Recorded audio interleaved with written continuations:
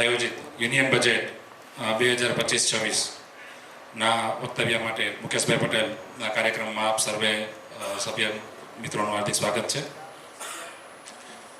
સૌપ્રથમ હું વિનંતી કરીશ પ્રમુખ Shri Rajkot Greater Chamber of Commerce and ઇન્ડસ્ટ્રીઝના રાજીવભાઈ દોશી, શ્રી નલિનભાઈ ઝવેરી, ઉપપ્રમુખ Shri Rajkot Tax Consultant Society Jatinbhai Bhatt, dais URIC of the ICIC એ બી સ્ટેજ ઉપર પધારશે.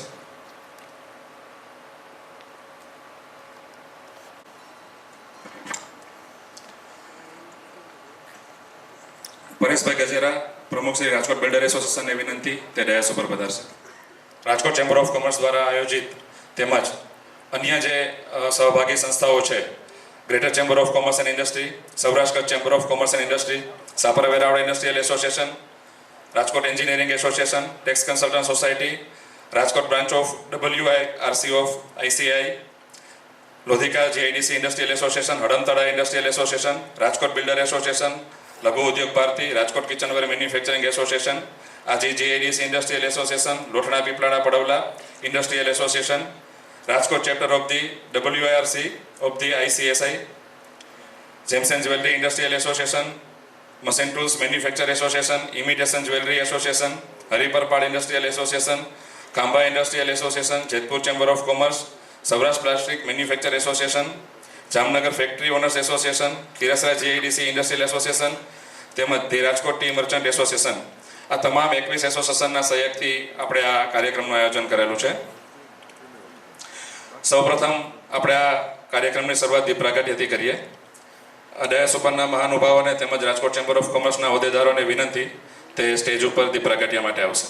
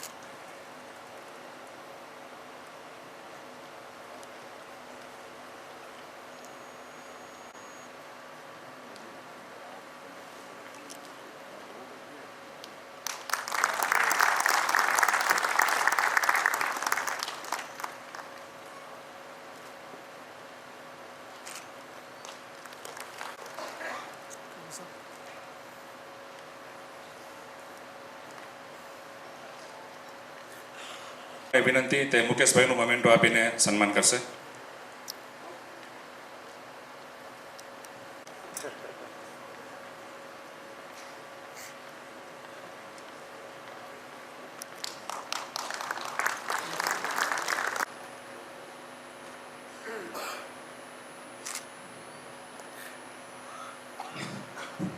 ત્યારબાદ Saurashtra Chamber of Commerce and ઇન્ડસ્ટ્રીઝના હોદ્દેદારોને વિનંતી કે તેઓ પુષ્પગુચ્છથી શ્રી મુકેશભાઈ પટેલનું સ્વાગત કરશે.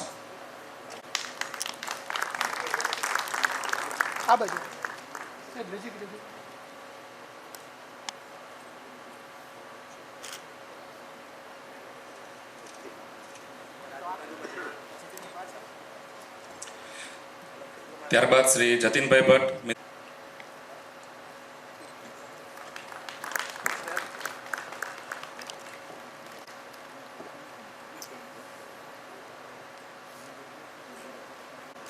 Rajkot Chamber of Commerce and ઇન્ડસ્ટ્રીના આંગણે અત્યારે વિવિધ ચેમ્બર અને વિવિધ એસોસિએશન સાથે રાખીને આજે યુનિયન બજેટ 2025-26ના પોસ્ટ બજેટનું એનાલિસિસ માટે ભાઈએ વાત કરી કે મુકેશભાઈનો પરિચય આપો એટલે સૂર્યાને ધૂળ ફેંકવા બરાબર ગણી શકાય.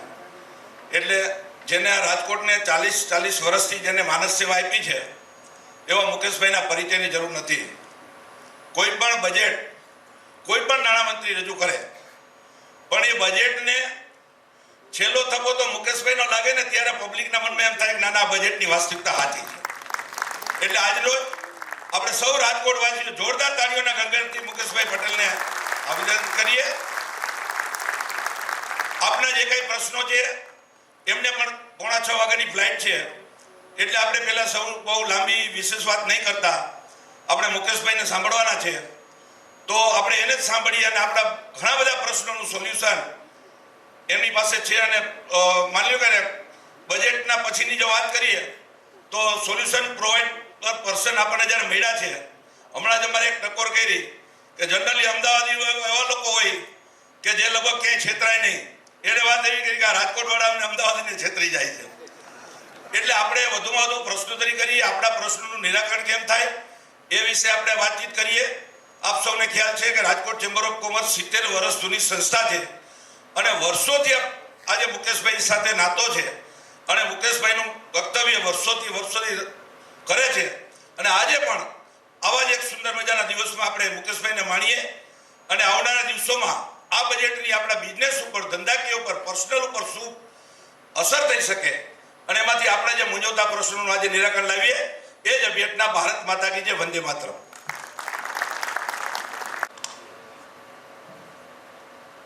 હવે હું શ્રી મુકેશભાઈ પટેલને વિનંતી કરું કે તે બજેટ ઉપરની વિસ્તૃત સમજ આપશે.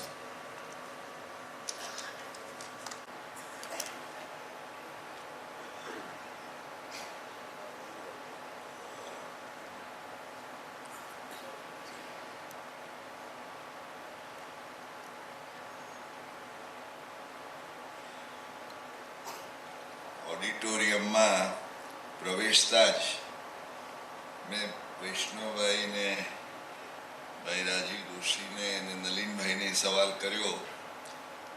મેં કીધું રાજકોટવાસીઓની નીંદરનો સમય પૂરો થયો કે કેમ? કારણ કે 4 વાગ્યાનો સમય હતો. માફ કરજો, થોડું વહેલું પણ નાખવું પડ્યું કારણ કે મારે આજે દિલ્હીની ફ્લાઇટ લઈને આજે સાંજે નહીં પણ અહીંથી હિરાસરથી જવાનું. વૈષ્ણવભાઈને એટલું જ કહીશ, તમે પરિચય કરાવ્યો, અમદાવાદી ને રાજકોટવાસીની વાત કરી, પણ આપને હું એટલું કહું કે હું અમદાવાદી થયો તે પહેલા હું પૂરો રાજકોટવાસી હતો. કારણ કે સેન્ટ મેરી સ્કૂલમાં 3 વર્ષ હું ભણ્યો. રાજકોટમાં એ વખતે મારું સૌભાગ્ય કે SSCમાં આખા સૌરાષ્ટ્રની અંદર I was the rank holder. અને રાજકોટ છોડ્યા પછી પણ રાજકોટ સાથેનો નાતો ક્યારેય છૂટ્યો નથી, એનો મને આનંદ છે. એટલે મને નથી લાગતું કે આ 40 વર્ષમાં કોન્શિયસલી ઇવન ગયા વર્ષે દાખલા તરીકે પૂર આવ્યું પણ તમારી લાગણી હતી એટલે મેં કીધું ભાઈ આપણે ઓનલાઈન. કોવિડ હતું ત્યારે પણ મને યાદ છે કે આપણે ઓનલાઈન મિટિંગો કરતા. અને આમ તો રાજકોટ સાથેનો નાતો એવો છે, અહીંયા બેઠેલા તો સૌ મિત્રો છે જ. માફ કરશો, હું 18 સંસ્થાઓના નામ બોલતો નથી, નહીં તો 18 મિનિટ એમાં જતી રહેવા છે. ઓડિટોરિયમમાં બેઠેલા પણ અનેક ચહેરાઓ મને આ 40 વર્ષ વીતી ગયા પણ ચહેરાઓ હજી એ છે. આ ઉપરનું કંઈક ઘસાયું હોય, સાફ થયું હોય, અહીંયા કંઈક ઉમેરાયું હોય, કંઈક રિંકલ્સ થઈ હોય, પણ otherwise the faces are the same. I am very happy always to be at Rajkot. મિત્રો, આ અંદાજપત્રના સંદર્ભમાં કદાચ ભાગ્ય જેવું બને, પણ જો આપને ખ્યાલ હોય તો 1 ફેબ્રુઆરીના બરાબર 2 દિવસ પહેલા જેમ પેલું પરીક્ષાનું પેપર કંઈક લીક થાય એની જેમ જ્યારે વડાપ્રધાને સંસદ સત્ર શરૂ થવાનું હતું ને એમ કહ્યું કે હું પ્રાર્થના કરું છું કે મા લક્ષ્મીની કૃપા ગરીબ તેમજ મધ્યમ વર્ગ ઉપર ગરીબ વર્ગ ઉપર તો હંમેશા આટલા વર્ષોથી વરસતી જ રહી છે, કોઈ પણ સરકાર હોય. આમાં જે વર્ગ બિચારો લટકતો રહ્યો છે કે જેનું નામ જ મધ્યમ છે, ના બાજુ ના બાજુ, ક્યાંયનો નહીં, એવો એ મધ્યમ વર્ગ જેને વર્ષોથી હંમેશા એ પોતાની એક ફરિયાદ રહેતી કે ભાઈ અમને શું મળ્યું. ગરીબો માટેની યોજનાઓ થઈ, ઇન્ડસ્ટ્રીને બધાને માટે કંઈક ના કંઈક એમને પ્રોત્સાહનો મળ્યા, પણ બિચારો મધ્યમ વર્ગ કદાચ બજેટરી હિસ્ટ્રીની હું વાત કરું, એટલીસ્ટ છેલ્લા 49 વર્ષથી I have been personally analysing budgets, અને તે પહેલા પણ કોઈ એક અંદાજપત્રમાં કોઈ એક નાણામંત્રીએ આટલા પ્રમાણમાં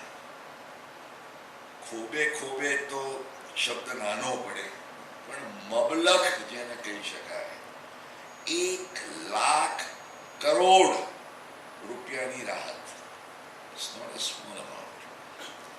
એટલે પહેલે જ દિવસે મેં અમદાવાદમાં મારા અંદાજપત્રીય વિશ્લેષણમાં કહ્યું કે આ અંદાજપત્ર એ નિર્મલાજીનું નથી, કોનું છે? મોદી હૈ તો મુમકિન હૈ. બાકી કોઈની તાકાત નથી કે આટલી રાહત એ કોઈ કલ્પના પણ કરી શકે. હું જેમ વિશ્લેષણ કરીશ આપને થોડુંક એ પણ ખ્યાલ આપીશ કે આની પાછળ there is an element of gamble also.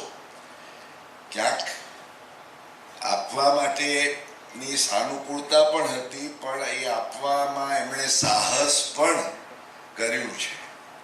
પણ આ સાહસ જરૂરી હતું, કારણ કે હું જે આપની સાથે મિત્રો સમજાવવા માંગુ છું, મને હસતા હસતા કહ્યું કે મુકેશભાઈ આવે એટલે આમ રાજકોટ વાળાને લાખ રૂપિયા, આ વખત તો 1,10,000 રૂપિયા બધાના. કેન યુ ઇમેજિન કે આવકવેરો ભરતો કરદાતા વધુમાં વધુ ખાલી એટલું જ ક્વોલિફિકેશન કે તમારે 24 લાખ રૂપિયાથી વધારે આવક હોવી જોઈએ, તો મેક્સિમમ 1,10,000, એનાથી ઓછી હોય તો ઓછો લાભ થાય. પણ 1,10,000 સુધીનો તમને લાભ મળી શકે એ પ્રકારનું અંદાજપત્ર. મિત્રો, સૌ પ્રથમ તો આ અંદાજપત્રમાં એના પ્રારંભે જ નાણામંત્રીએ જે એક નિર્દેશ આપ્યો કે હવે તૈયાર રહેજો, અઠવાડિયાની અંદર તમને આવકવેરાનું નવું બિલ આપીએ છીએ. એ બિલ આવશે એટલે પાછા બધા બિઝી થઈ જશે, તમે પાછા ફરીથી મને યાદ કરશો, એક વાર હું આવીશ, જરા બિલનો એક પ્રોપર અભ્યાસ થાય તે વખતે પણ આપને સમજ આપવા માટે, જાગૃતિ કેળવવા માટે જરૂર આવીશ. There is no issues. આવશે ઇન ધ સેન્સ કે યુ નો કે બિલ રજૂ થાય, એના ઉપર સૂચનો મંગાવવામાં આવે, ચર્ચા થાય, સિલેક્ટ કમિટીમાં જાય, ત્યાર પછી લો મિનિસ્ટ્રીમાં જાય, અને સંસદના બંને ગ્રહો એને પસાર કરી 1 વર્ષ 2 વર્ષ થઈ જાય. એનું જો નસીબ ના હોય તો જેમ 2009નો ડાયરેક્ટ ટેક્સ કોડ એ હવામાં જ રહ્યો, it never saw the light of the day. So એ બધી વાત અલગ છે. પણ કન્ફ્યુઝ થઈ કે એક તો છેલ્લા 5 વર્ષથી આ જૂની ને નવીની સાથે તો રહીએ છીએ આપણે ઘરમાં, નહીં હો, આવકવેરાના કાયદામાં. ઘરે તો બે રાખવામાં જોખમ છે,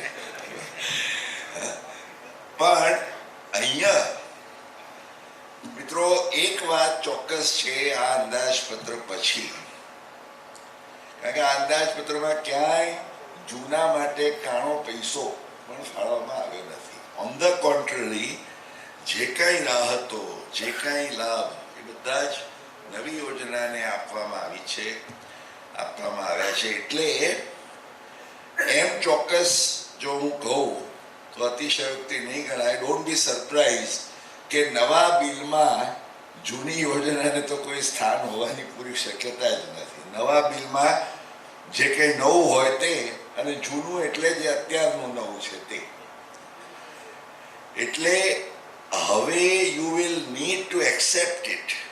સ્વીકારવું પડશે કે આ જે જૂની આવકવેરાની યોજના છે એને હવે bye bye, tata, goodbye, સાયોનારા, જે કોઈ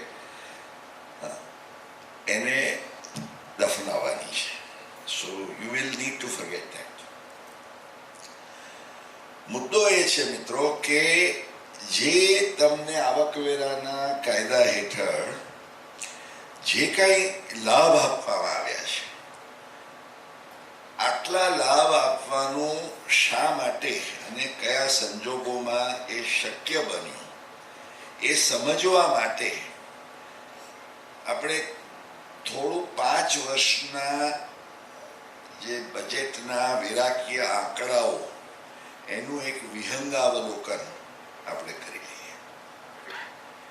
2020-21, અત્યારે આપણે આ વી આર ઇન 25-26, 2020-21માં મિત્રો આવકવેરાની નવી યોજના નાણાકીય વર્ષમાં પહેલી વાર દાખલ થઈ અને આજે આને 5 વર્ષ થયા. એ વખતે 2020-21માં આવકવેરાનું total collection, personal income tax, corporate ટેક્સની વાત નથી કરતો, પર્સનલ ઇન્કમ ટેક્સનું ટોટલ કલેક્શન હતું 4,87,000 કરોડ. Please remember, 4,87,000 crores. અને આ 25-26ના અંદાજપત્રમાં જે એમના એસ્ટિમેટેડ કલેક્શનના આંકડા છે, અંદાજિત આવકવેરા પર્સનલ ટેક્સના, એ 14,38,000. 4,87 અને 14,38 સમીકરણ માંડો તો 295%, એટલે 3 ગણું, ઓલમોસ્ટ 300% નો વધારો. અને માટે આ સાહસ કરી શકાય, કારણ કે 1 લાખ કરોડ, અને એ પણ આ જે લાભ મળવાનો જેને એમણે કહ્યું એ પ્રમાણે લગભગ 1 કરોડ એવા કરદાતાઓ છે કે જે આ વર્ષે ટેક્સ ભરતા હતા, આવતા વર્ષે એમને 0 ટેક્સ સ્ટેટસ આવશે. અલબત્ત આની પાછળની આટી ઘૂંટી થોડી સમજવા જેવી છે, કારણ કે થાય છે શું, આ તો હવે ત્રીજી વારનું હતું, કારણ કે સૌથી પહેલા 5 લાખની પહેલી 2019માં, જો આપણે યાદ હોય તો પિયુષ ગોયલ વખતે આવકવેરા રિબેટની યોજના સાથે આવી, અને તે વખતે તો મને ખબર છે, ઇન્ક્લુડિંગ મીડિયા, પ્રિન્ટ, ઇલેક્ટ્રોનિક, બધા જ, કે આવકવેરાની મુક્તિ મર્યાદા 5 લાખ થઈ ગઈ. 5 લાખ સુધી 0 ટેક્સ. મિત્રો, there is a difference. 5ના 7 થયા, 7ના 12 થયા. ઇવન આ વખતે પણ, with due respect to the finance minister, જ્યારે કહે તો એમ કે 12 લાખ સુધી આવકવેરો 0. That's not a correct statement. 12 lakh સુધી આવકવેરો 0 નથી. 12 લાખથી ઓછી આવક હોય તો આવકવેરો 0 થાય. પણ જે ઘડીએ તમે 12 લાખ વધી જાઓ, પછી ખાલી પેલી માર્જિનલ રિલીફ તમારા માટે 71,000, 12,71,250, પછી માર્જિનલ રિલીફ પૂરી થાય ને તેમ પગારદારો હોય તો એને પેલા સ્ટેન્ડર્ડ એ બધી વાતો કરીશું આપણે. પણ મિત્રો, આ 12 લાખ, હવે એની પણ થોડીક વાત કરીએ કે આજે 12 લાખ છે, કોઈની કલ્પનામાં હતી? બોલો, કોઈ એક એવો જ્યોતિષ પણ ભાળ્યો તો કે જેણે એમ કહ્યું હોય બધા શું કે 7 ના 8 થશે, 9 થશે, 10 થશે. 10 થી આગળ કોઈ વધ્યું હોય એવું મને યાદ નથી. પણ મોદીજીના માઇન્ડમાં જે આવે એટલે હી likes to do it in style એવું કે છે ને. હવે આ 12 નું રહસ્ય શું છે ખબર છે? કોઈ મને કહી શકે? 12 વર્ષે બાવો બોલ્યો એવું નહીં, એ તો કહેવત થઈ. અને આમાં તો બાવો ક્યાં છે, બાવી બનાવવા પડે આપણે. મિત્રો 2014માં મોદી સરકારનું શાસન શરૂ થયું. પહેલા 5 વર્ષ, બીજા 5 વર્ષ અને ત્યાર પછીનું આ 11મું ને આ 12મું બજેટ હતું, 12th બજેટ. એટલે એમના મનમાં એ હશે. એકાલે હું સુરતમાં હતો, સુરતમાં એક આના માટેની નવી એક ફોર્મ્યુલા નીકળી કે આ સપ્ટેમ્બરમાં મોદીજી સપ્ટેમ્બરમાં 50માં એમનો જન્મ, એટલે આ સપ્ટેમ્બરમાં 75 વર્ષ થાય છે. એટલે એમના અમૃત મહોત્સવના ભાગરૂપે એમણે કહ્યું લોકોને આપણે અમૃત પીરસો થયું. વોટ એવર ઇટ ઇઝ, મધ્યમ વર્ગ ખુશ થવાનું પૂરેપૂરું કારણ છે અને આપણે વાત કરીશું. મિત્રો આ 5 વર્ષમાં એક જે આ આવકવેરાનું કલેક્શન વધ્યું એની સાથે જે તમને રાહતો પણ મળી એ પણ સમજવા જેવી છે. હું નવી યોજનાની જ વાત કરું છું. 5 વર્ષ પહેલા એટલે 2021માં અત્યારે જે 24 લાખ એમણે એક બેઝ બનાવ્યો છે, આઈ કમ ટુ ધેટ. 24 લાખ રૂપિયાની આવક હોય 5 વર્ષ પહેલા તો કેટલો ટેક્સ હતો? 4,57,500, 4,57,500. ઇન્કમ ટેક્સની વાત કરું છું, કારણ કે સેસ ને બધું તો પછી ઉમેરો એટલે એમાં કોમ્પ્લિકેશન થાય. I am just giving you the basic figures. આજે 2025-26ના આગામી વર્ષથી જે આંકડા છે મુજબ આ કલમ 115 BAC એટલે આવકવેરાની નવી યોજના હેઠળ 24 લાખ રૂપિયા ઉપર એ 4,57,500ની જગ્યાએ હવે ટેક્સ થવાનો માત્ર 3 લાખ રૂપિયા. એટલે જસ્ટ ઇમેજિન 5 વર્ષમાં તમને 1,57,500નો તબક્કાવાર ફાયદો. મેક્સિમમ 1,10,000 તો આ એક જ વર્ષના છે. એટલે ઓલમોસ્ટ તમારો જે ટેક્સ હતો એ 1/3 થઈ ગયો, 1/3. અને એવરેજ રેટ શું થાય? 24 લાખ ઉપર તમે 3 લાખ ગણો તો બરાબર 12.5%. એટલે મિત્રો આજે કોઈ પગારદાર કર્મચારી જેને 2 લાખ રૂપિયા નો પગાર મળતો હોય એની અત્યાર સુધી ફરિયાદ એમ રહેતી હતી કે પેલો જે શેર બજારનું કામકાજ કોમ્પ્યુટર ઉપર માઉસ લઈને બેસી જાય, ઉંદરડું આમ ફેરવે તેમ ફેરવે, એમાં તો સાંજ સુધી કેટલું રડી લે. અને ટેક્સ ભરવાનું શું, એને પહેલા 10 હતો, હવે 12.5. એટલે અર્ન્ડ ઇન્કમ ના સ્થાને આજે અનઅર્ન્ડ ઇન્કમ, કેપિટલ ગેઇન્સ માં બધી રાહતો હતી. પણ હવે મિત્રો તમે as you will see and I will explain, earned ઇન્કમનું એકચ્યુઅલી મહત્વ વધશે. કારણ કે જે રીતે એમણે ઇનબિલ્ટ કર્યું છે એમાં ઇવન કેપિટલ ગેઇનને ડિસ્ક્વોલિફાય કર્યા છે ઘણી બધી રીતે. I come to that aspect also. એટલે આ સિચ્યુએશનમાં આપને મેં કહ્યું એમ you are at a scenario કે જ્યાં this is like a golden time.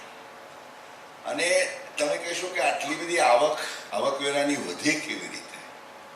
તો એની પાછળના જે મુખ્ય કારણો છે તમે વિચાર કરી શકો. સૌથી પહેલું કારણ તો શું? AIS, annual information statement. આજે મિત્રો આવકવેરા ખાતાને તમારા વિશે કશું ખબર ન હોય, તમને કદાચ ધ્યાનમાં ના હોય પણ એમના ધ્યાનમાં હોય, કે ક્યાં તમારું ખાતું છે ને કેટલું વ્યાજ ચડ્યું ને ક્યાં તમે ડિવિડન્ડ મેળવ્યું ને ક્યાં કેપિટલ ગેઇન થયો. એટલે હવે એ આંખ મીચોલી છુપાછુપીના ખેલ રમવાનો સમય ગયો. સો AIS itself, એટલે હવે કોઈ પણ રિટર્ન ભરે તો જોઈ લે કે ભાઈ સરકારને શું મારા વિશે ખબર છે, એટલું તો બતાવો. એ તો એમાં ગડબડ થાય જ. સો that's the first thing. Secondly, faceless assessment. Faceless પહેલા તો શું થાય, ખાસ કરીને રાજકોટમાં એટલું બધું નહીં, પણ મને ખબર છે હું સુરત જઉં ને ડેર ડેવિલ કે ભાઈ તું ધ્યાન રાખ. અરે કઈ સાહેબ ફરક પડતો નથી, મામા આવશે તો આપણે જઈને એને ત્યાં લાપસી પીરસી આવશું એટલે પતી ગઈ વાત. સી હવે સેટલ કરશો તો ક્યાં કરશો, કોની પાસે? એટલે the entire mindset has change. અને ત્રીજી વસ્તુ જે છે કે કરદાતાઓએ એ પણ અનુભવ કર્યું કે હવે ease of doing business day તો ખરું જ, પણ સાથે જ એને નાણામંત્રીએ પોતે કહ્યું કે ટ્રસ્ટ ઓન ટ્રસ્ટ. આવકવેરા ખાતું કરદાતા ઉપર વિશ્વાસ મૂકીને આગળ વધવા માંગે છે. તમે જુઓ આજે સ્ક્રુટિની અસેસમેન્ટના કેટલા રેર કેસ તમારે યાદ કરવું પડે કેટલા કેસીસમાં સ્ક્રુટિની આવી. હવે સ્ક્રુટિની એસેસમેન્ટ ઉપર કોઈની પ્રેક્ટિસ ચલાવવાની હોય તો એ ચાલે નહીં. એટલે આ જે એક આખો ત્રિપાંખીયો અભિગમ જે બદલાયો એને કારણે it has made a huge difference. એટલે કલેક્શન પણ વધ્યા અને સરકાર પોતે એટલો વિશ્વાસ સાથે કે ભાઈ નહીં આપણે કંઈક લેટ્સ ગીવ સમ રિલીફ્સ. એટલે આ માહોલમાં બીજી એક વાત શું થઈ તમને કહું. પહેલા આ જૂની ને નવી યોજનાઓની વાતમાં કે નવી યોજના સરકારને ફળી પણ ખરી, કારણ કે અંડર ધ ઓલ્ડ સ્કીમ તમે વિચાર કરો, કળિયુગમાં રહીએ છીએ એટલે એમાં પછી સ્વાભાવિક છે, પણ HRA ની જ વાત કરો, કેટલી ફરજી પેલી ભાડા પહોંચો પગારદારોના રિટર્નમાં પહોંચી જાય. LTC ક્યાંના ક્યાંય ફરી આવ્યા હોય ને LTC ના ક્લેમો થઈ જાય. હજુ પણ આવકવેરા ખાતું જેના ઉપર આજ નજર રાખીને બેઠું છે, પેલા રાજકીય પક્ષોને અપાતા દાન 80 GGC 100% ડોનેશન તમે આપો અને પાછા એ આટા મારીને પાછા તમારી પાસે આવી જાય. એટલે હવે આ જે બધા જ ડિડક્શન્સ અને એક્ઝમ્પશન્સ જે બધા હતા એ પણ જ્યારથી બંધ થયા એટલે સરકારને જે લીકેજ ઓફ રેવન્યુ થતી હતી એના ઉપર પણ એમનો કંટ્રોલ આવી ગયો. સો all these factors together actually help. અને એને કારણે મિત્રો આ એક આખી પરિસ્થિતિ સરસ સર્જાય છે. હવે આજે 2025-26ના આવકવેરાનું માળખું આપણે સ્કૂલમાં ભણતા હતા ત્યારે ટેબલ્સ, જેને ઇંગ્લિશમાં મેં કહીએ ગુજરાતીમાં પેલા કોઠા, તમે મલ્ટિપ્લિકેશનના 4 અને 5ના 2 કોઠા જો તમને યાદ હોય ટેબલ્સ, તો આખો આવકવેરા કાયદાનું સ્ટ્રક્ચર યાદ આવી જાય. 4 1 4, 4 2 8, 5 1 5, 5 2 10. તો તમે જુઓ પહેલા 4 લાખ, આ હોલ છોડીને જાઓ એ પહેલા આવતા વર્ષનું આખું માળખું તમને મોઢે થઈ જશે. પ્લીઝ કીપ ઇન માઇન્ડ, પહેલા 4 લાખ રૂપિયા, 2.5 હતા, 2.5ના 3 ને 3ના હવે 4 લાખ રૂપિયા ઉપર બેઝિક એક્ઝમ્પશન, એટલે બધાને ઇન્ડિવિજ્યુઅલ, HUF, AOP, BOI તમામ કરદાતાઓને, કંપની અને ભાગીદારી પેઢી કે કોઓપરેટિવ સોસાયટી એ 3ને છોડતા 4 લાખ રૂપિયા બેઝિક એક્ઝમ્પશન, પછી 4 2 8 એટલે 4 થી 8માં 5%, 5 1 5, પછી 8 થી 12માં 10%, 12 થી 16માં 15, 16 થી 20માં 20, 20 થી 24માં 25, અને 24 ઉપર હોય તો 30%. ઇઝીલી યાદ રહી જાય, વેરી સિમ્પલ. તો this is the new structure. અને એને કારણે મિત્રો આ જૂનીને બાય બાય કરવામાં જો ના આવે તો જૂનીને એમને લોકો દફનાવી દે. કેમ? કારણ કે જૂનામાં તમને 2.5 લાખ ને 2.5 લાખથી 5 લાખ પર 5%, પછી સીધા 20 ને 30, 10 લાખ રૂપિયા ઉપર 30%. હવે આમાં તમે ગમે એટલા બીજા ડિડક્શન્સનું કરો, પણ હવે કોઈ પણ રીતે તમે આખા ઇન્કમટેક્સ એક્ટના બધા જ એક્ઝમ્પશન્સ ડિડક્શન્સ ભેગા કરો ને તોય પરાણે you will be able to match the old to the new. એટલે old has gone practically, that's out. એટલે આ નવી યોજનામાં મિત્રો આ એક આપે. હવે આ 12ની વાત ક્યાંથી આવી? જે મેં કહ્યું એમ 5 અને 7 તો હતા. હવે આ 12 લાખ રૂપિયા, જે નાણામંત્રીએ કહ્યું કે ભાઈ 12 લાખ સુધી કોઈ ટેક્સ નહીં. મેં સુધાર્યું એને, 12 લાખથી ઓછી આવક હોય તો કોઈ ટેક્સ નહીં. પણ કોને માટે? Not across the board.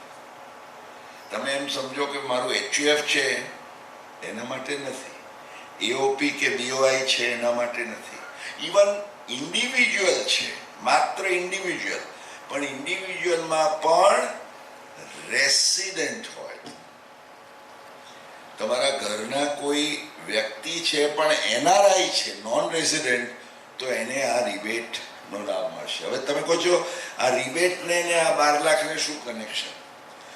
આવકવેરાના કાયદામાં જે કલમ છે 87A, એમાં તમને ખ્યાલ હોય તો પહેલા 12,500નો રિબેટ હતો, પછી 25,000 થયા, અને અત્યારે પ્રવર્તમાન નવો જે લોકોએ સુધારો કર્યો એમાં 60,000. તો આ 12 લાખે ઝીરો ટેક્સ કેવી રીતે આવે છે? 12 લાખ ઉપર શું થાય? પહેલા 4 લાખ તમારા ફ્રી, પછીના 4 લાખ પર 5% એ કેટલા થાય? 20, અને પછીના 4 લાખ પર 10% એ 40. એટલે 12 લાખ ઉપર વ્યક્તિગત ટેક્સ કેટલો થાય? 60,000. એટલે કલમ 87 એમાં જોગવાઈ એ કરવામાં આવી છે કે વધુમાં વધુ 60,000 રૂપિયા સુધી તમને આવકવેરાનો રિબેટ મળે. એ ભ્રમમાં ના રહેતા કે ભાઈ મારી આવક 10 લાખ છે ને એના ઉપર આટલો ટેક્સ થાય ને બાકી 60,000નો રિબેટ, એટલે બાકી હું ઘરે પેલી ઇનપુટ ક્રેડિટની માફક રિફંડ લઈ આવું. નહીં, વધુમાં તમે એકચ્યુઅલ ટેક્સ ભરવા પાત્ર છે તે, અથવા 60,000, બેમાંથી જે ઓછા હોય તે. એટલે મિત્રો આ 60,000નો રિબેટ મળવાને કારણે તમે ઝીરો ટેક્સ ભરાવો છો.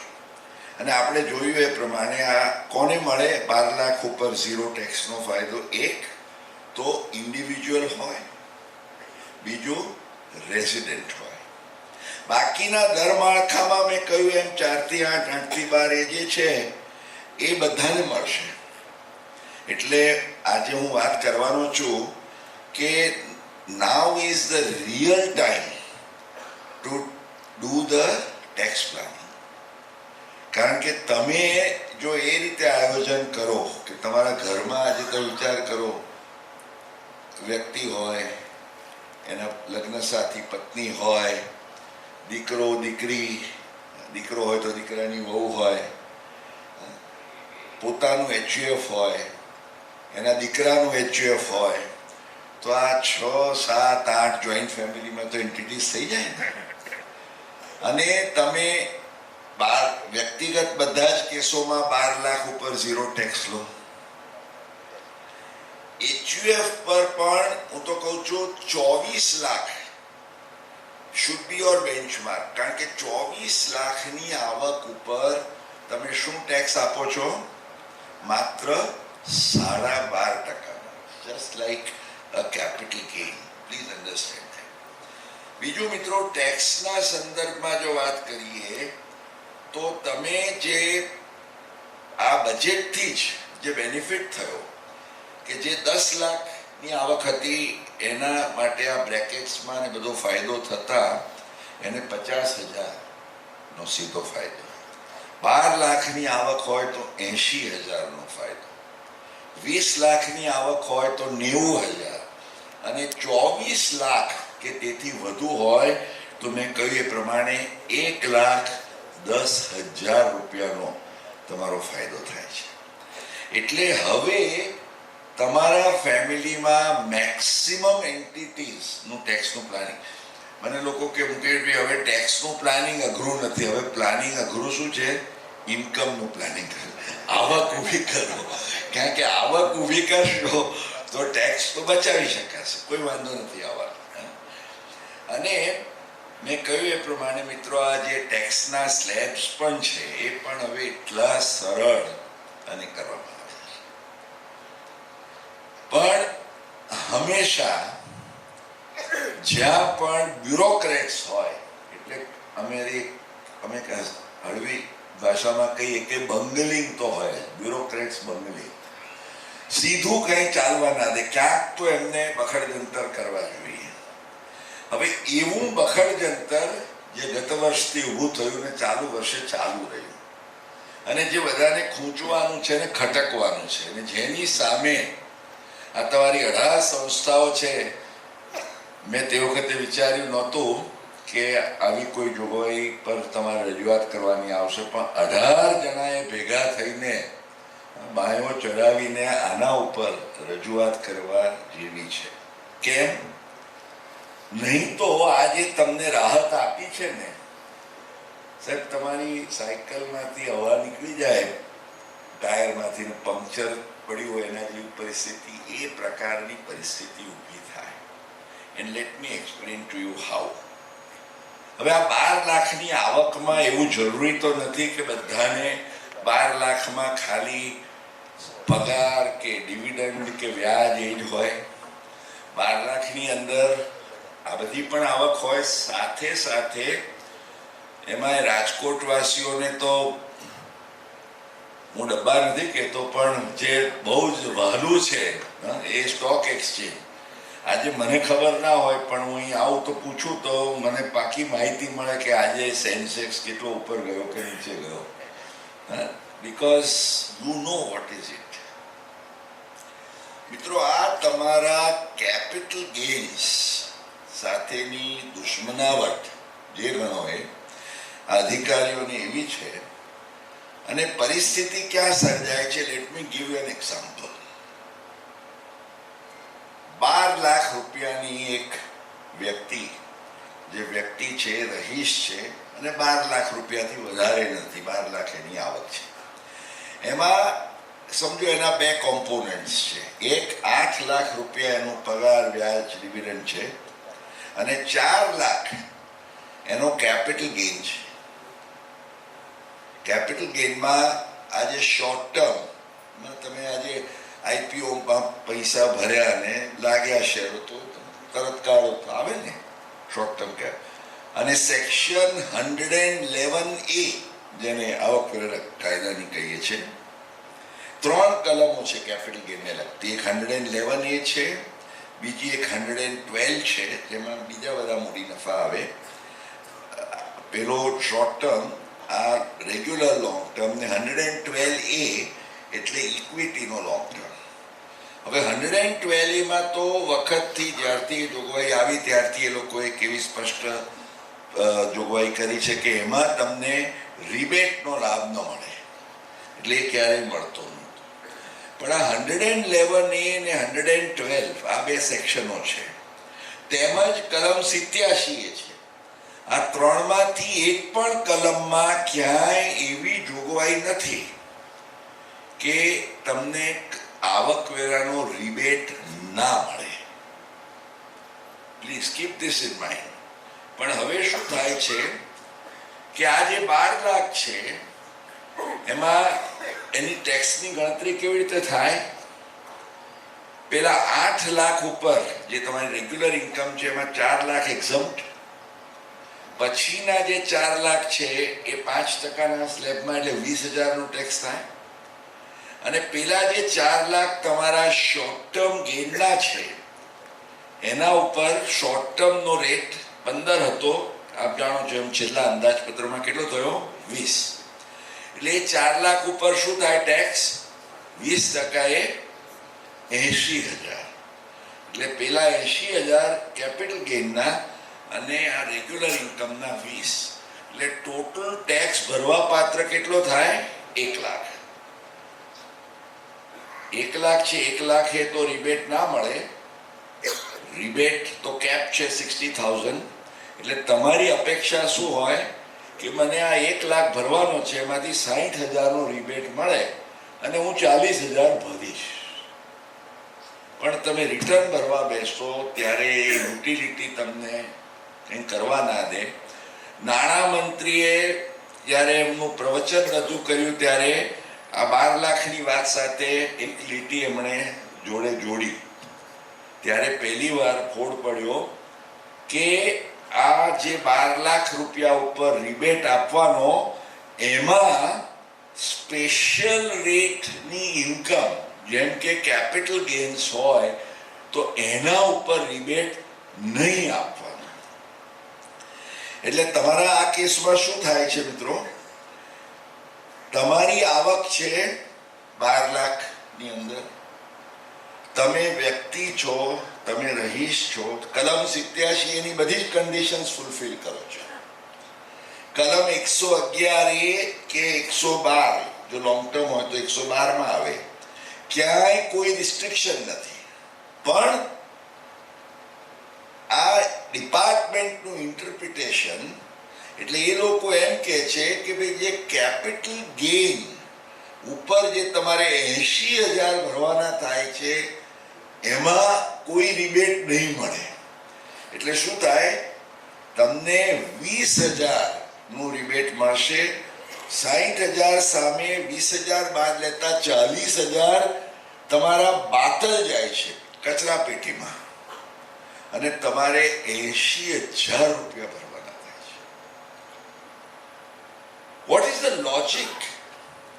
મિત્રો, બજેટને દિવસે બપોરે 4 વાગે જ્યારે જનરલી એ લોકોની મીડિયા કોન્ફરન્સ હોય, નાણામંત્રી અને એમના અધિકારીઓ સાથે મીડિયા કોન્ફરન્સ થઈ, મીડિયાએ પૂછ્યું નાણામંત્રીને કે ભાઈ આ કેપિટલ ગેઇનને તમે રિબેટથી કેમ બાકાત રાખ્યું છે? તમે 60 તો આપો.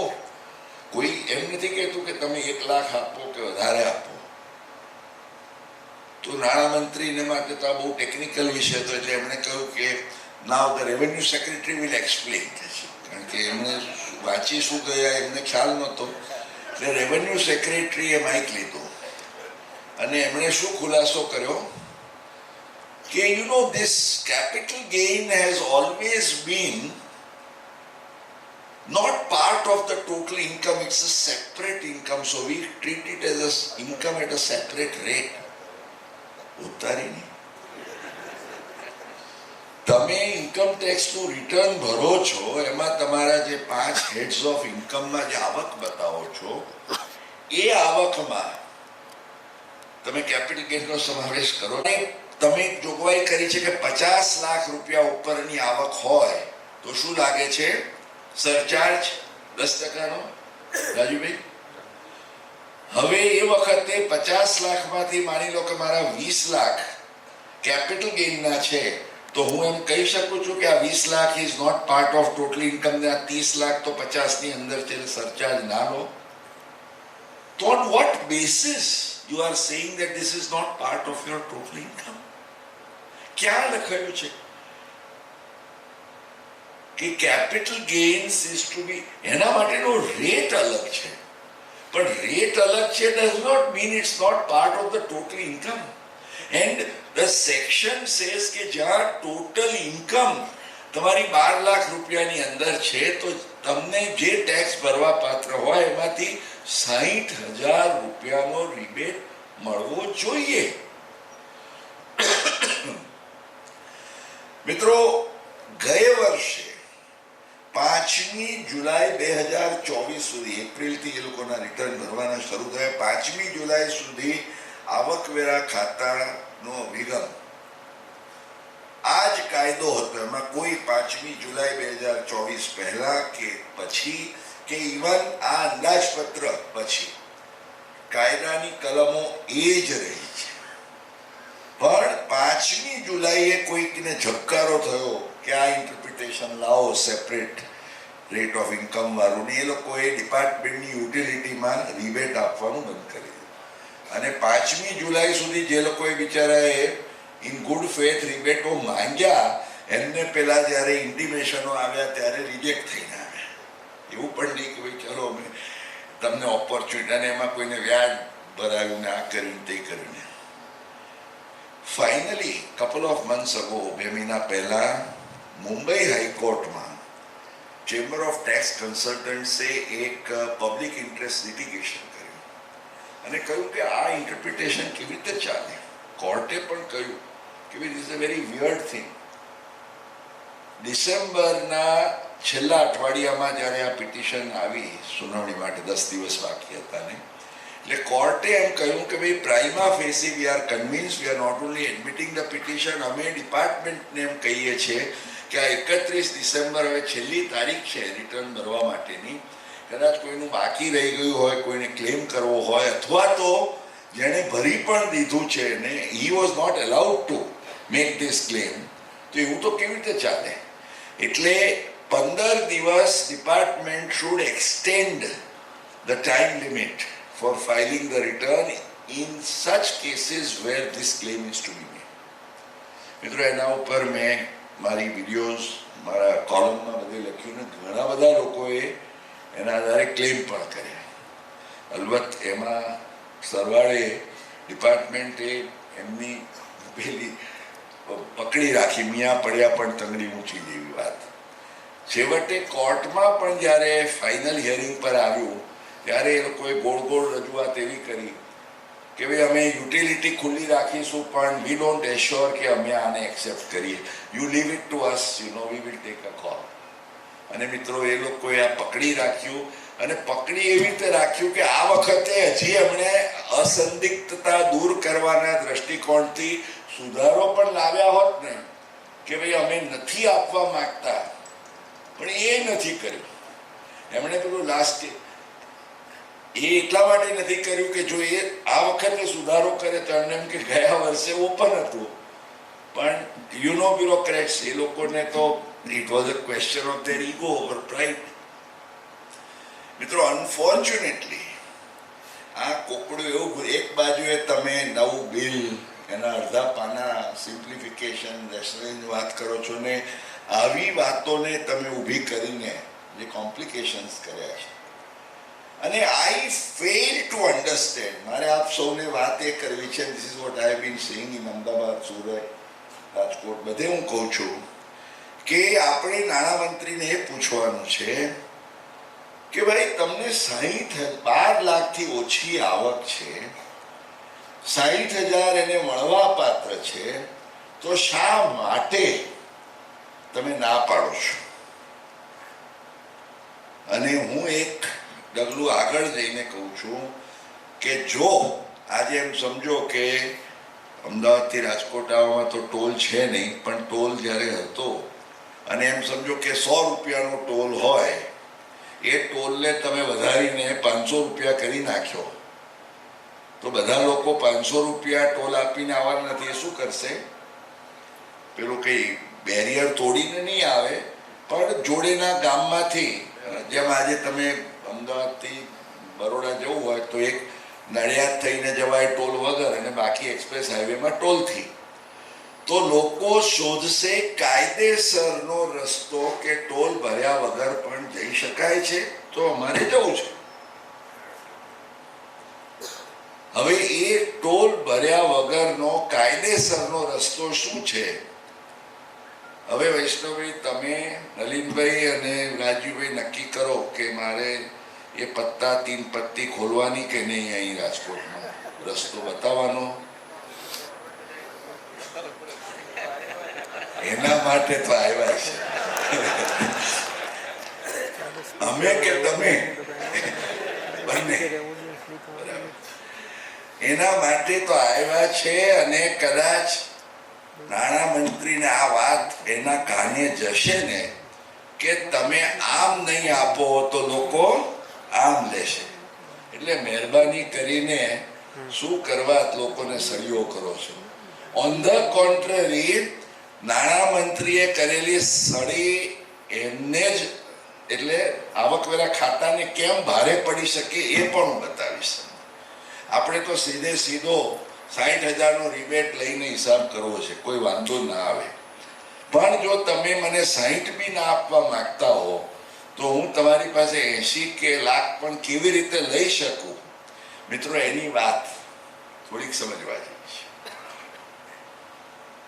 માની લો કે આ બજેટ પાસ થાય ત્યાં સુધી આમાં સુધારો થતો નથી, તો મેં જે આપને દાખલો આપ્યો, હવે એમાં તો સીધા મારે 80,000 ભરવાના થાય છે.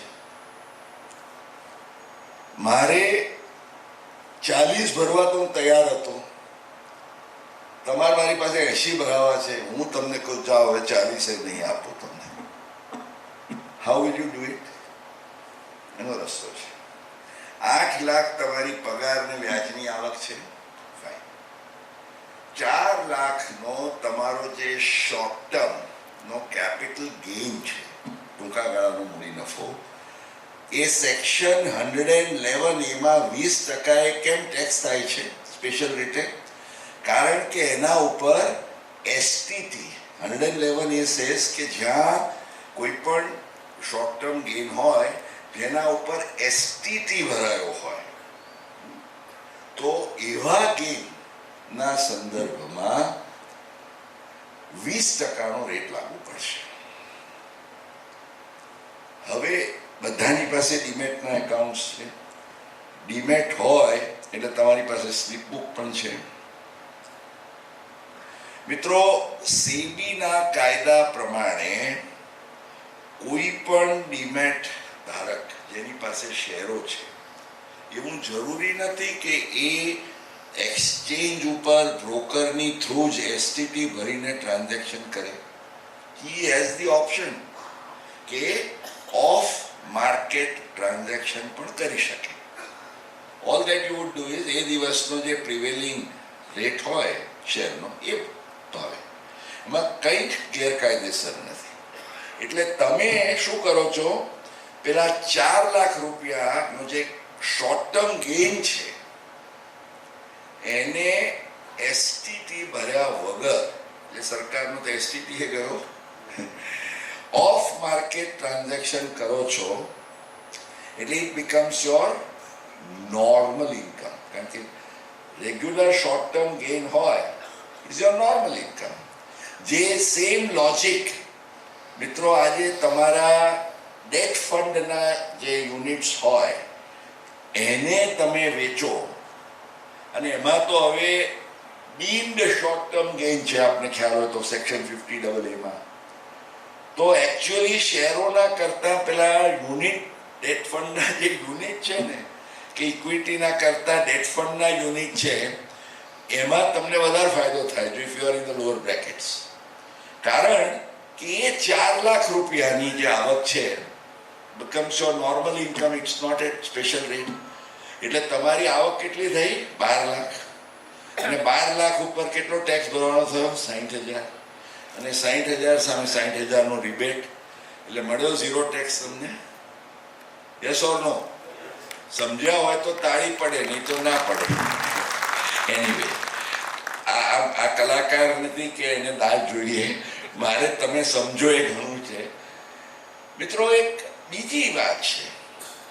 એક સમય હતો કે જ્યારે લોકો એમ વિચારે કે યાર આપણે કેપિટલ ગેઇન પર કન્સેશનલ રેટ છે પેલા, કારણ કે તમારો મેક્સિમમ રેટ 30%નો 5 લાખ કે 10 લાખ પર લાગી જાય તો તમે આજે તમારા કેપિટલ ગેઇનને ડિપાર્ટમેન્ટ હરખેલું હતું કે અમે એને બિઝનેસ ગણ્યા, એના માટેના ઝઘડા. હવે તમે ડિપાર્ટમેન્ટને કહો કે ભાઈ મારે 24 લાખ રૂપિયાની આવક છે ને માત્ર તમારે બજારની જ આવક છે એમ સમજો, there is no other income. તો 24 લાખ રૂપિયા ઉપર નો જો શોર્ટ ટર્મ ગેઇન હોય તમારો, એમાં તો રિબેટ લેવાનો સવાલ નથી. 24 લાખના શોર્ટ ટર્મ ગેઇન ઉપર મિત્રો જે ટેક્સ થાય છે તમારો એ 12.5% નો એવરેજ રેટ. એટલે 24 લાખમાં મેં તમને કહ્યું એમ કેટલો ટેક્સ થાય છે? 3 લાખ રૂપિયા. બરાબર? 24 લાખ રૂપિયા ઉપર શોર્ટ ટર્મનો જે ગેઇન છે એના ઉપર તમે જો એને રેગ્યુલર ઇન્કમમાં લઈ જાઓ તો કેટલો ટેક્સ થાય છે? 3 lakh.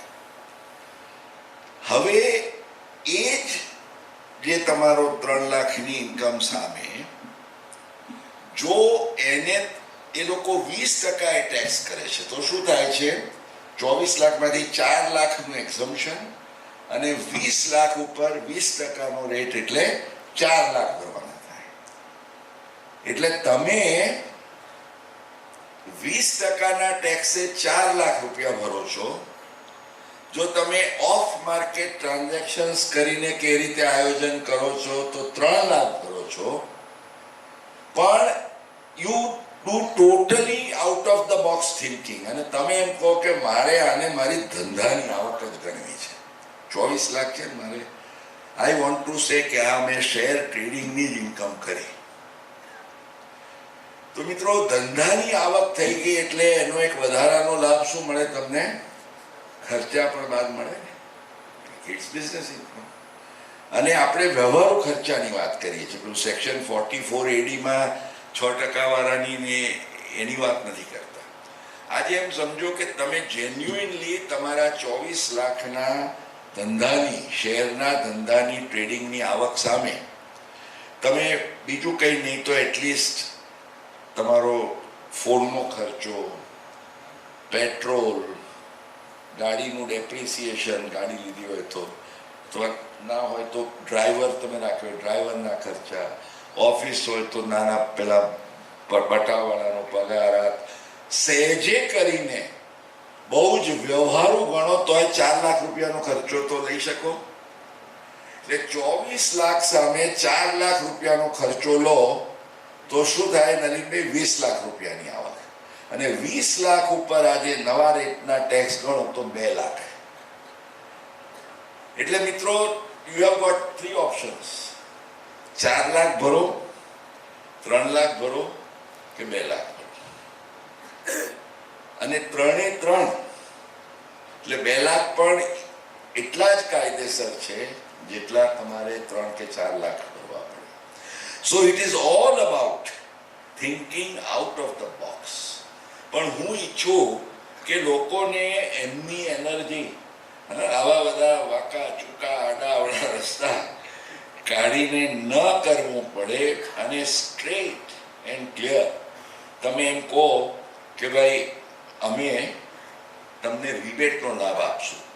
If that is done I would be happiest.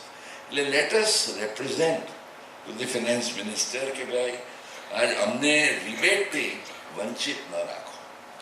અને બાકી મિત્રો મેં તમને કહ્યું એ પ્રમાણે નાવ ઇટ મેક્સ સેન્સ કે તમે શક્ય હોય એટલી સાચી આવક બતાવો. It will not pay to do any kind of taxation.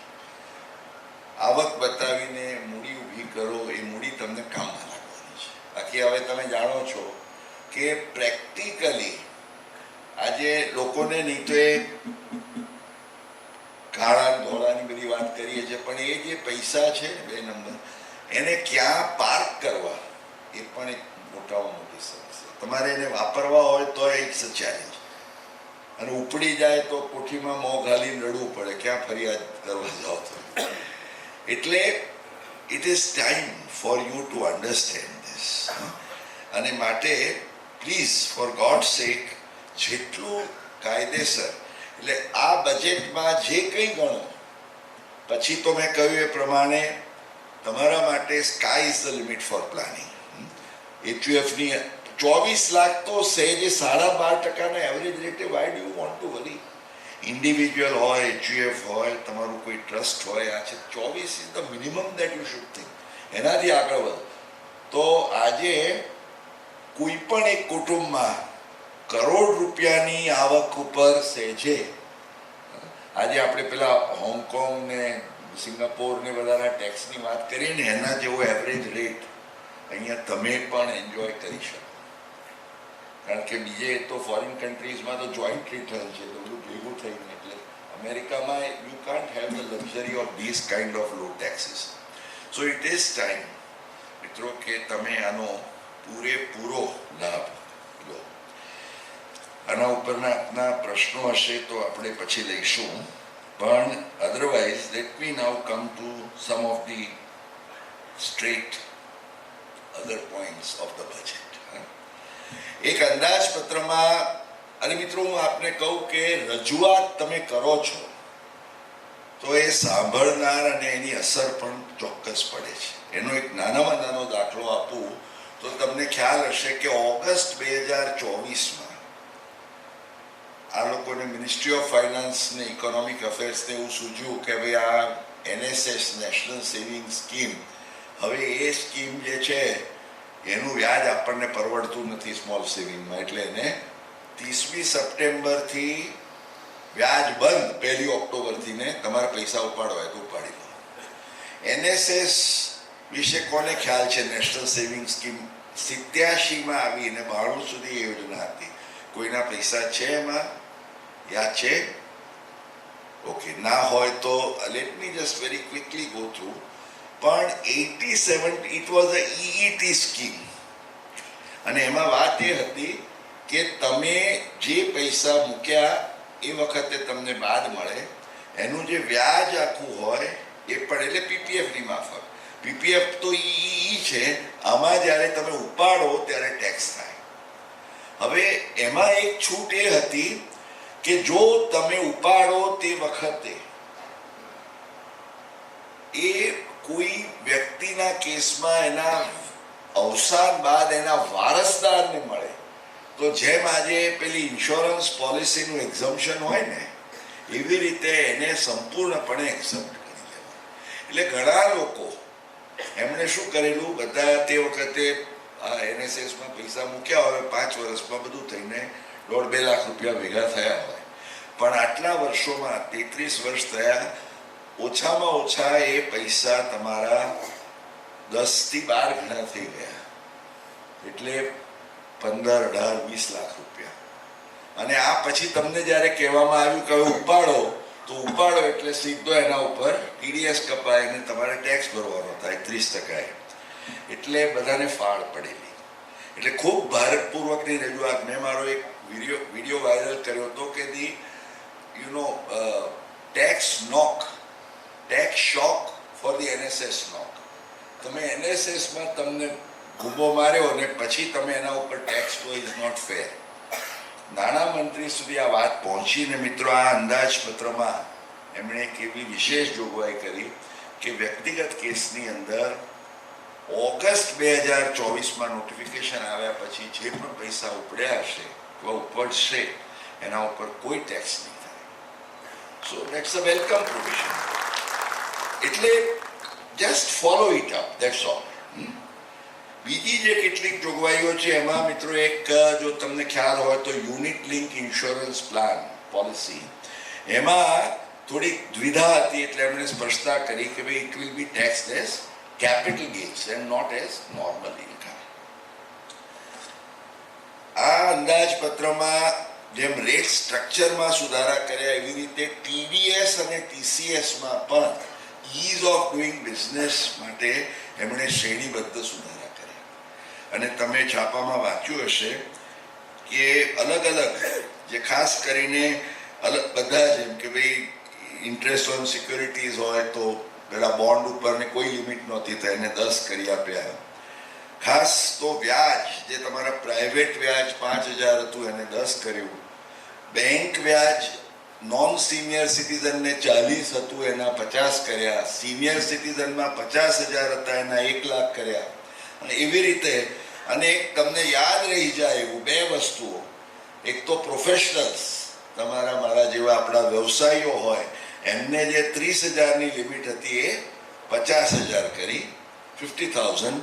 અને ભાડા પર જે ટીડીએસ થતો હતો એ 2,40,000, એટલે મહિને 20,000નું ભાડું, જે 2,40,000, એના મિત્રો એક ખ્યાલમાં રાખવા જેવું છે, એક પ્રેક્ટિકલ આસ્પેક્ટ, તમે થાપ ના ખાઓ. એટલે પેલા 2,40,000 વાર્ષિક હતા. એટલે એમ સમજો કે તમે અહીંયા જાન્યુઆરીમાં ભાડે આપ્યું તો જાન્યુઆરી, ફેબ્રુઆરી, માર્ચમાં 75,000નું બી ભાડું હોય તો 3 મહિનાના 2.5 લાખ છે, એટલે કોઈ ટેક્સ ના થાય. પણ હવે જે જોગવાઈ છે 6 લાખ રૂપિયા 12 મહિનાના, પણ એ 12 મહિનાના નથી કરવાના, મહિના દીઠ પર મંથ 50,000. એટલે જો પર મંથ 50થી વધારે હોય તો ટીડીએસ કરવાનો.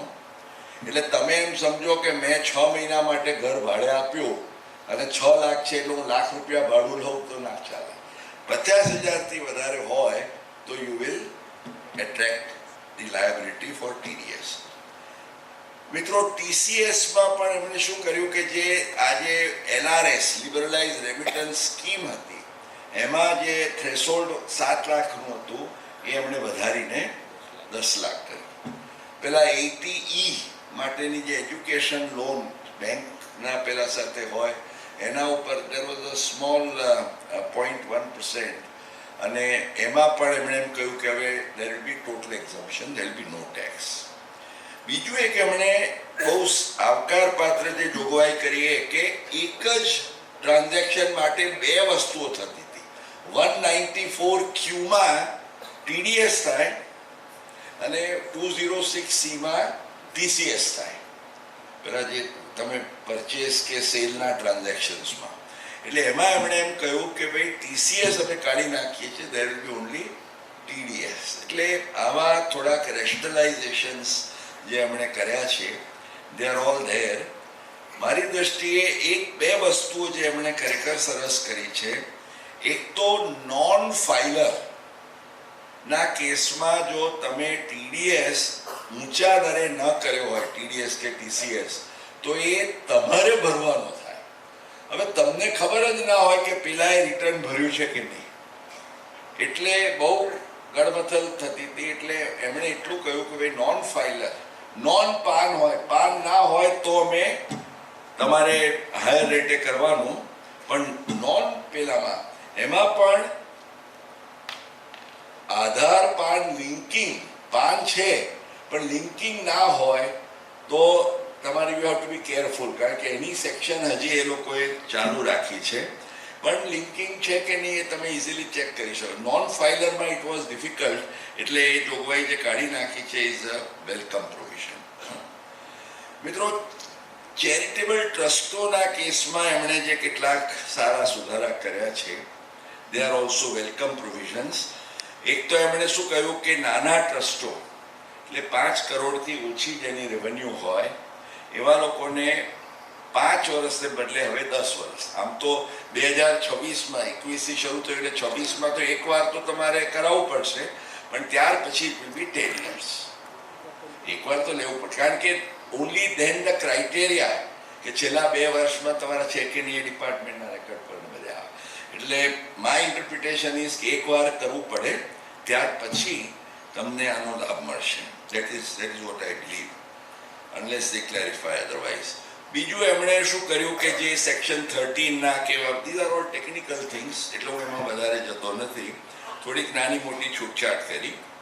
એ સિવાય મિત્રો, જે આપણે પ્રશ્નોત્તરીનો સમય રાખીએ વધારે, છેલ્લો મુદ્દો મારે એ લેવો છે કે તમે સાંભળ્યું હશે નાણામંત્રીએ કહ્યું કે અપડેટેડ રિટર્ન. તમે કહ્યું અપડેટેડ રિટર્ન એટલે શું? આજે પણ બધા નોટિસો ઈમેલથી આવતી હશે, અને એમાં પણ પેલા ડોનેશનો આપ્યા હોય 80GGCના 100% લીધા હોય તો તમને ઈમેલ આવે કે તમને અપડેટેડ રિટર્ન ભરવાનો ચાન્સ આપીએ છીએ. અને એમાં લખ્યું શું છે કે 90,000, I think the last mail that I saw, people were getting 90,000 લોકોએ અપડેટેડ રિટર્ન ભરીને 1,075 કરોડ રૂપિયાના એમના એક્ઝમ્પશનના ક્લેમ સરેન્ડર કર્યા છે અને ટેક્સ ભરી દીધો છે. એટલે આ જે છે આ 2 વર્ષ, મિત્રો અત્યારે તમે જાણો છો કે આમ તો નાણાકીય વર્ષ પૂરું થાય તે પહેલાં જ ડિસેમ્બરમાં કટ ઓફ પૂરું થઈ જાય છે, you cannot file your return. પણ હવે એ લોકોએ એવું કર્યું કે તમે જે અત્યારે જે યોજના છે એ પ્રમાણે તમને જો ખ્યાલ હોય તો મિત્રો 12 મહિનાથી 24 મહિનાની અંદર તમે ભરો તો 25% એડિશનલ ટેક્સ, 1 વર્ષથી 2 વર્ષ હોય તો 50%, અને હવે એમણે બીજા 2 વર્ષ કર્યા એના માટે 60 અને 70%. પણ હવે આ 70% એડિશનલ ટેક્સ વાળી વાત છે. મને કોઈ કહેતું હતું કે મુકેશભાઈ અમે ગણિત કર્યું તો વ્યાજ અને આ તે બધું ગણતા તો 100 ઉપર 106 ભરવાના થાય છે. તો હવે આમાં પાછું એવું છે કે જો તમને નોટિસ ડિપાર્ટમેન્ટની મળી ગઈ હોય રીઓપનિંગની તો તમે કશું કરી શકતા નથી, અને જો ના મળી હોય તો તમે વિચારશો કે હવે 100ના 106 ભરવા છે કે we want to take a chance. It is all up to you. ના એટલે ટેક્સ પ્લસ ઇન્ટરેસ્ટ અને 2 ગણીને એના ઉપરનો એડિશનલ ટેક્સ એના પર એટલે એ કેલ્ક્યુલેશન બીકમ્સ ક્વાઇટ કોમ્પ્લેક્સ અને ઇટ ગોઝ મોર દેન 100%. 4 વર્ષ થાય એટલે ઇટ્સ બાઉન્ડ ટુ. હવે આ કોમેડી કરવામાં કેટલા એક્સપર્ટ હોય છે આ લોકો જે કાયદો ડ્રાફ્ટ કરે. એનો એક ક્લાસિક દાખલો હું આપીને વિરમીશ, કારણ કે I think I would like to leave questions open. અડધો કલાક તો લઈશું આપણે સાથે શાંતિથી. મિત્રો, એક જોગવાઈ અત્યારે પ્રવર્તમાન એવી છે કે તમને રીઓપનિંગની નોટિસ મળી હોય તમારું એસેસમેન્ટ રીઓપન કરવા માટે તો તમે કરી શકતા નથી અપડેટેડ ડેટા. એમણે સુધારો કર્યો ને પછી પાછા એમાં મોટા પાયે એની જાહેરાત કરી. શું? અને સાંભળજો શું કહ્યું છે. હાઉએવર, એટલે દેટ મીન્સ કે તમે સમજાવ્યું, તમને નોટિસ મળી, તમે તેનો જવાબ લખ્યો અને સમજાવ્યું કે ભાઈ આ મારા કેસમાં રીઓપનિંગ કરવા જેવું છે નહીં, કારણ કે મેં કશું છુપાવ્યું નથી.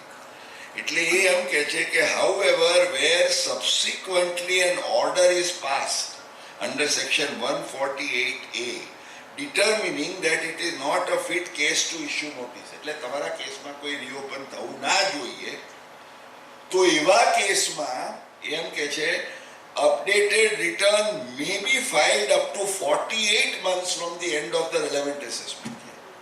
આનો અર્થ શું થયો મિત્રો? તમને કોર્ટે એમ કહ્યું કે તમારી સામે ચોરી કે ખૂનનો આરોપ છે, અમે તમને બાઇજ્જત બરી કરીએ છીએ, નિર્દોષ જાહેર કરીએ છીએ, અને તમે બહાર નીકળ્યા કોર્ટમાં તમારા વકીલ પાસે જઈને કહો છો અરે ભાઈ મારે ફરી અરજી કરવી છે. શું?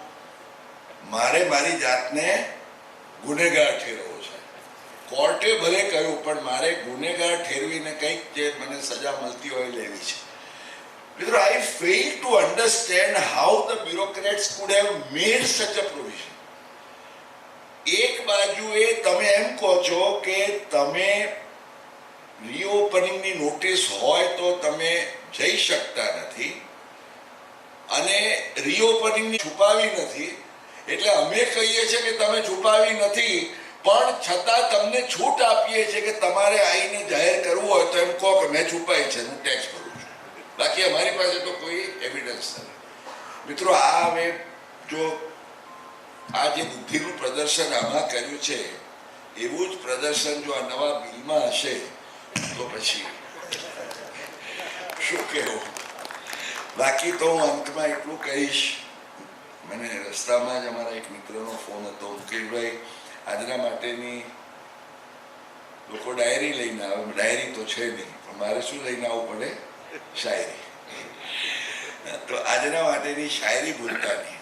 મિત્રો, એક વસ્તુ કહું અને let me tell you we are all, મને એક છેલ્લો એક પ્રશ્ન પૂછવાનું મન થાય છે.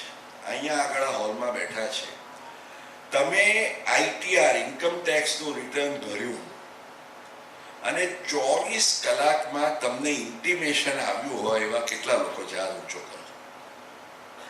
કેટલા બધા હાથ ઊંચા કરો, ઇન્ક્લુડિંગ માય સેલ્ફ, ઇન્ક્લુડિંગ તમે બધા મિત્રો. We are living in that era where there is everything that you could have thought of. આજે વિદેશમાં પણ જે કર વ્યવસ્થા અને કર શાસન છે એને ટક્કર મારે એવા પ્રકારનો, અને પર્ટિક્યુલરલી રેટ્સ તો I would say they are world class. આજે જે ઇન્કમે તમે ઇવન તમને કહું 50 લાખે what is the average rate you નો?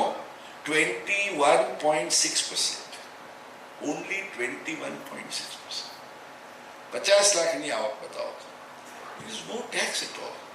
સો પ્રશ્ન એ છે, તમે કહેશો ભાઈ મારે આવક ખોળી લાવું, પછી હું જેટલો ભરવો હશે એટલો ભરીશ. આઈ વિશ કે રાજકોટવાસીઓને આવક થાય, ભરપૂર થાય, અને નાણામંત્રીને આપણે કહીશું કે છે તમે આ ક્યાંક પેલો, હું હંમેશા કહું છું કે આ બજેટની વાહમાં પણ આ તમારો જે કેપિટલ ગેઇન ઉપરના રિબેટ વાળો એ આ છે બોલાવેલી છે. તમને મને ગુલદસ્તો આપ્યો, પ્લાસ્ટિક મીટેલું હતું એટલે ખબર ના પડે, પણ માની લો કે એક ગુલાબ આપ્યો અને ગુલાબની હું પકડું ને કાંટો પકડાય તો ગમે એટલું સારું દેખાતું ગુલાબ પણ કાંટો ચૂકે. એટલે in the bunch of roses also there are these thorns. એને રિમૂવ કરો. બાકી નાણામંત્રીએ મિત્રો જે ઘણી બધી જોગવાઈઓ કરી છે, સરકારે જે એમના શાસનમાં જોગવાઈઓ કરી છે, we should indeed welcome it wholeheartedly. એટલે મને મારા એક પ્રિય શાયરનો શેર યાદ આવે છે.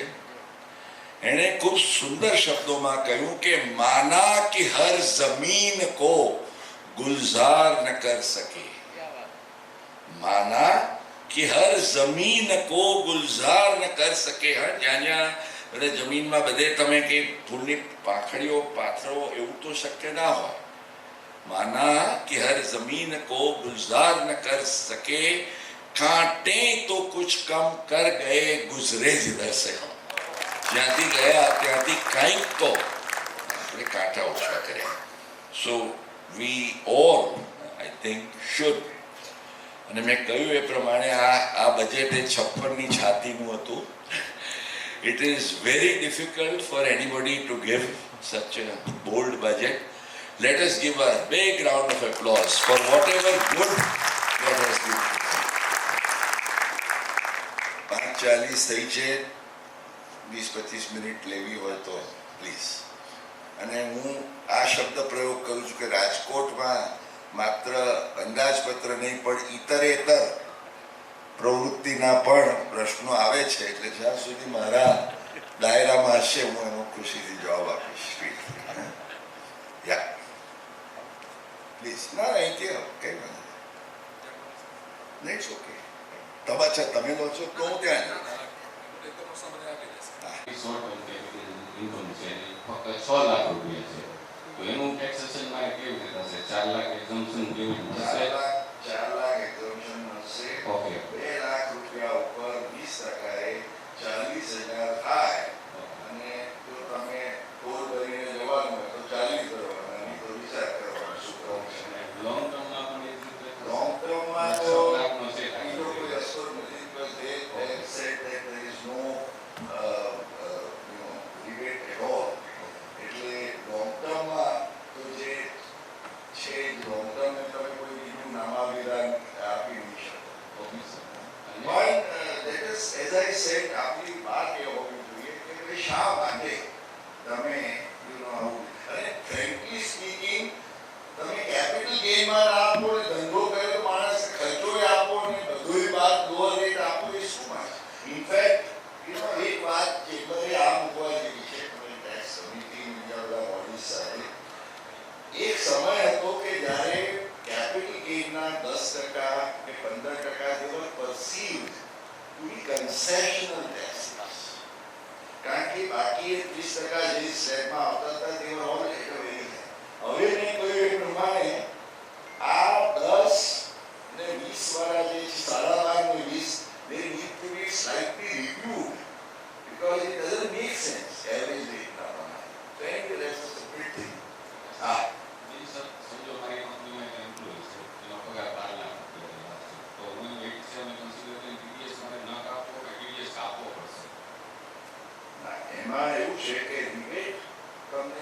શકો છો તમે કે ટીડીએસ નહીં કાપવો પડે, 192 સેલરીમાં નહીં કાપવો પડે.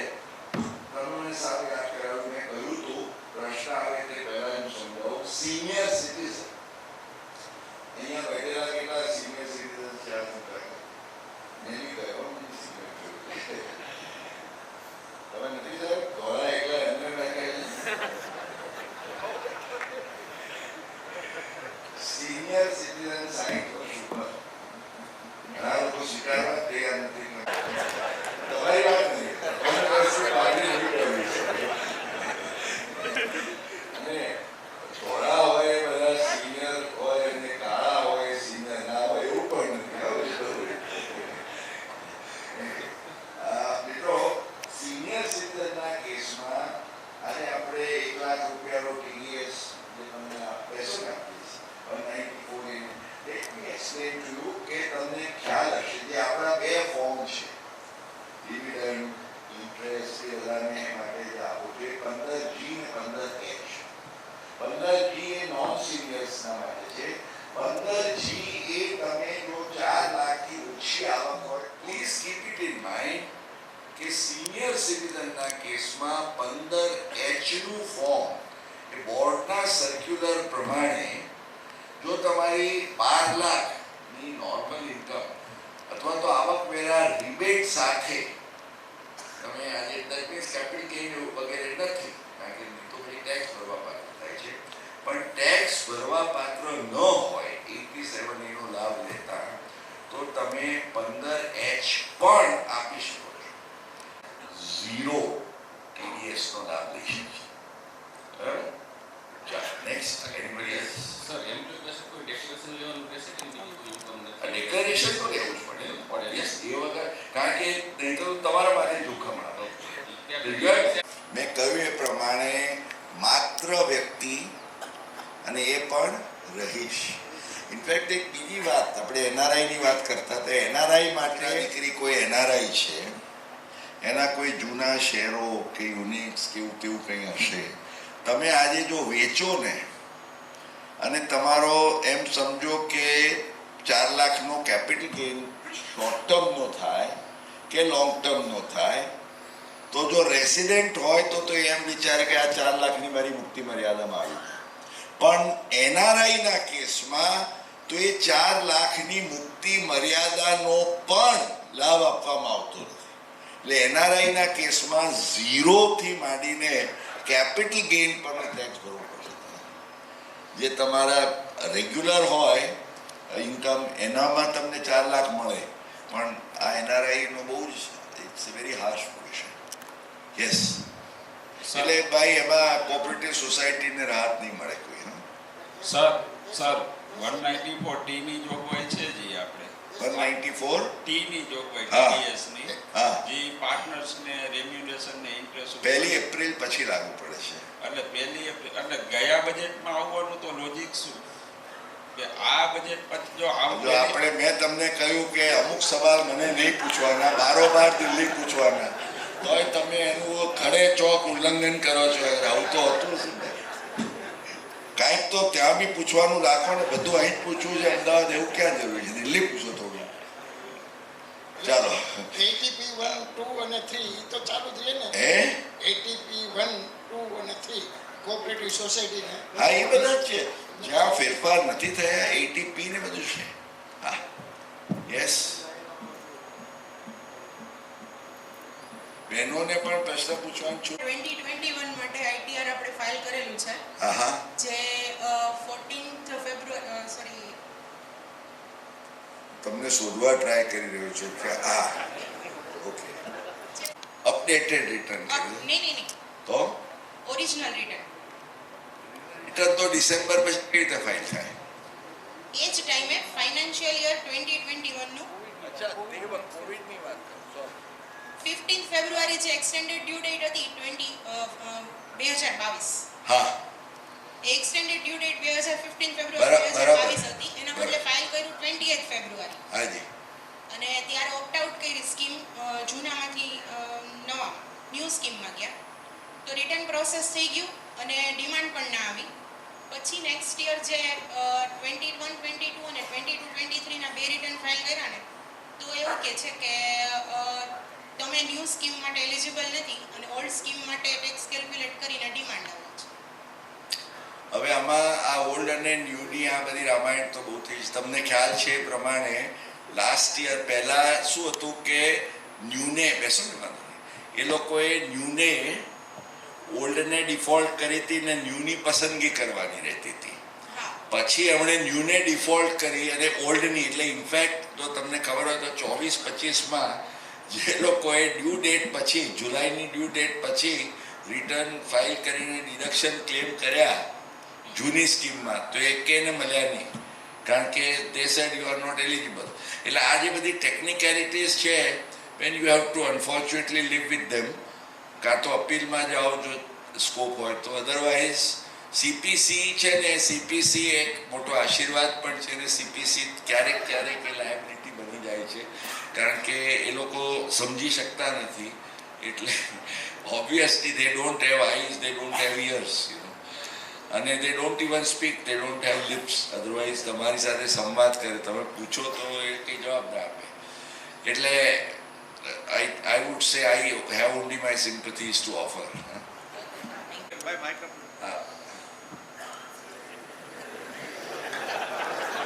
કલાક નીચે છે હાજી, અને 5 લાખ રૂપિયાનો આપણે કહ્યા ટોટલ કપિલ ગેન મેળો તો રિબેટ કાયદેસર રિબેટ તો મળશે કે નહીં? સાહેબ આવક ટોટલ આપી કે એને બે લગ્ન થાય ટોટલ પહેલા તો 12 લાખ ઉપર જતું રહે, એટલે તો રિબેટ અને 4 લાખનો દાખલો આપ્યો એ આપ જે વડીલ રજૂ કરવા માંગી રહ્યા છો એની નજીક જ હતો કે આપણે રજૂઆત એ કરવાની છે કે ભાઈ મને 12 લાખની અંદર છું તો 60,000 તો મને આપો. એ નથી આપતા. એટલે હવે તમે વૈષ્ણવભાઈને અને રાજુભાઈનો નંબર લઈ લેજો અને એમને રોજ સવારે એક વોટ્સએપ કરજો કે ભાઈ તમે રજૂઆત કરી કે નહીં. જોડે મારા શોર્ટ ટર્મ ગેઇનમાં લેવું છે, એ ના ચાલે, કારણ કે જે સેક્શન 111 એ છે, પણ જો એ ના હોય તો નહીં. ટોટલ ગેમ બે બરાબર ભરતી હોત આપણે 20% લેખે, પણ જે ઓર્ડિનરી ઇન્કમ તો રિબેટ મળશે તમને, ટાઈટ મળે જ ને. પણ એ તો મળે, પણ એ 60,000 નહીં થાય, ઓછો થશે. એટલે પેલા ઉપર ભરવો પડશે, ટોટલ ગેમ 100% ભરી જવા માંગી હતા. પણ 60,000 પૂરા નહીં મળે તમને. એમ કેમ ઓછા કેટલા માણસો?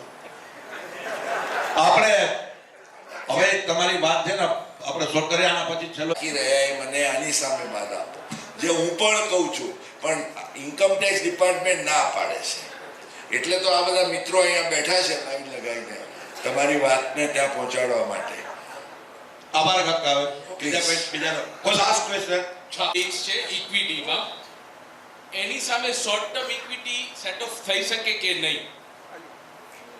લોંગ ટર્મ્સના ગેઇન સામે શોર્ટ ટર્મનો લોસ સેટ ઓફ થઈ શકે, ઓકે, અને પણ શોર્ટ ટર્મના ગેઇન સામે લોંગ ટર્મનો લોસ સેટ ઓફ ના થાય. એક્સેપ્ટેડ, બરોબર છે. બરાબર. બીજું, loss of derivatives A business income ગણાય કે ના?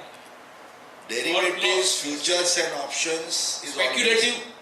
always ના. એ સ્પેક્યુલેશન તો વર્ષો પહેલા એને ગણવાની વાત હતી. હવે સેક્શન 43(5) માં it is treated as business. Thank you. Yes. Sir, એમાં એની જંત્રી મુજબ સરકારની કિંમત થતી હતી 1.5 કરોડ, બટ મારે કોઈ પણ કારણે મારા ભાભી એકલા હતા એ મેં 30 લાખમાં સેલ કરી દીધી. હવે હું એ રિટર્ન 23-24નું રીઓપન કરી શકું? કારણ Reopen તો ના થાય. Reopen મને ટેક્સ ભરવાનો આવે સર. અપડેટેડ કરી શકો તમે. હે? Updated return okay. જે તમને એ, પણ એ અપડેટેડ રિટર્નમાં તમારે જે પેલો વધારાનો એડિશનલ ટેક્સ ભરવા માટેની તૈયારી રાખવી જોઈએ. એ કેટલો આવે? એ મેં કહ્યું ને પેલા 4 વર્ષમાં 1 થી 2 વર્ષ, 2 થી 3, ડિપેન્ડિંગ ઓન ધેટ તમારે 25% કે 50% એડિશનલ ટેક્સ ભરવાનું થાય, જે નોર્મલ ટેક્સને વ્યાજ ઉપરાંત. બરાબર. ચાલો ત્યારે રાજકોટ વાસીઓને થેન્ક યુ સો મચ. યોગેશભાઈને વધાવીએ. આજના ગયા બજેટની સુંદર છણાવટ બદલ આપણે સૌ આભારી છીએ. આવા જ વખતે આવતા નેક્સ્ટ યરમાં પણ આપણે મુકેશભાઈને લાવી અને આવા નવા બજેટની નવી છણાવટમાં સૌ સાથે મળીશું. અલ્પાહારની વ્યવસ્થા કરેલી છે. આપ સૌને ખ્યાલ છે કે રાજકોટ ચેમ્બર ઓફ કોમર્સ 1 મહિનાની અંદર 10 થી 12 અવેરનેસ કાર્યક્રમ વિનામૂલ્યે આપે છે. એટલે આપ સૌ સહભાગી બનો, તમારા જ્ઞાનમાં વધારો કરો એવી આપ સૌ પાસે અપેક્ષા રાખી અલ્પાહાર લઈ આપ સૌ છૂટા પડીશું. આભાર. અલ્પાહારની બધા મિત્રોને વિનંતી કે ઉપર કેન્ટીનમાં જાય પ્લીઝ.